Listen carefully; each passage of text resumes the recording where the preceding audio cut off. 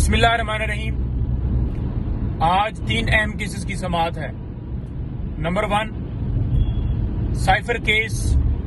جیسا کہ آپ کو پتا ہے کہ باہر سے دھمکی ملتی ہے اور عمران خان صاحب کی حکومت کو ہٹا دیا جاتا ہے، بجائے یہ کہ جو اس سازش میں شامل تھے ان کے اوپر کارروائی ہوتی، خان صاحب کے اوپر مقدمہ بھی بنایا جاتا ہے، جیل میں بھی ڈالا جاتا ہے۔ اس کیس کے اندر جس طرح سے جج صاحب نے کارروائی چلائی، جس طرح سے حکومت نے نوٹیفیکیشنز نکالے، تمام نوٹیفیکیشنز کو اسلام آباد ہائی کورٹ نے کالعدم قرار دیا اور تمام کارروائی اس کو ختم کرتے ہوئے دوبارہ سے اگست کے مہینے سے سٹارٹ کیا۔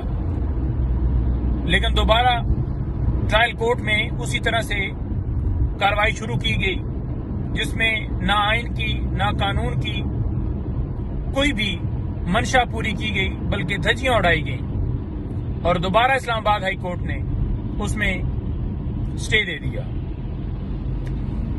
دوسرے نمبر پر توہین الیکشن کمیشن۔ اب الیکشن کمیشن جو ہے وہ عدالت نہیں ہے، وہ ایک کمیشن ہے، وہ توہین عدالت کی کارروائی کر ہی نہیں سکتا، وہ توہین عدالت کی کارروائی کر رہا ہے۔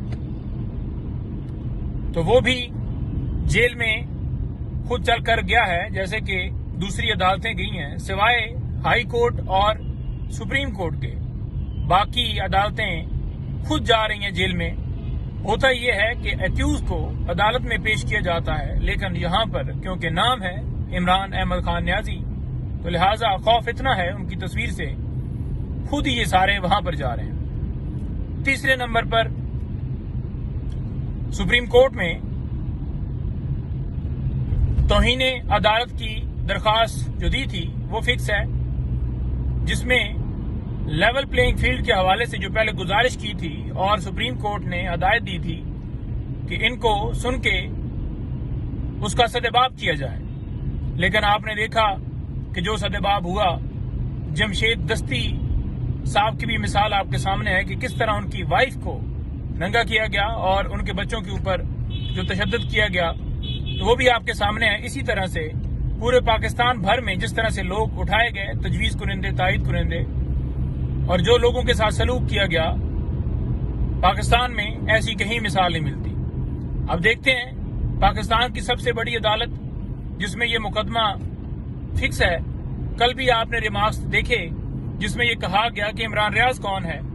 آج دیکھتے ہیں کہ آج عدالت اس کے اندر کس حد تک اپنے لوگوں کے بنیادی حقوق کی حفاظت کرتی ہے اور ان لوگوں کے خلاف کارروائی کرتی ہے جنہوں نے عدالت کے حکم کو مانا نہیں، بلکہ عدالت کے حکم کو ہوا میں اڑایا۔ بہت شکریہ۔